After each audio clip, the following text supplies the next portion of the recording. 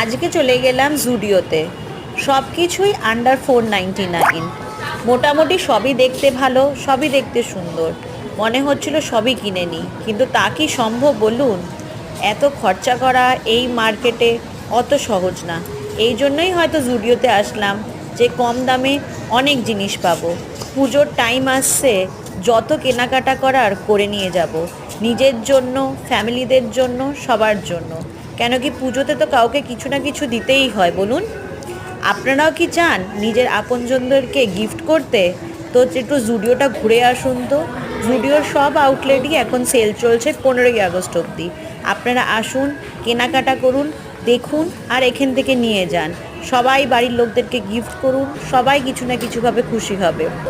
মেয়েদের, বাচ্চাদের, ছেলেদের, সবার জন্য কিছু না কিছু আছে। আসুন আপনারা।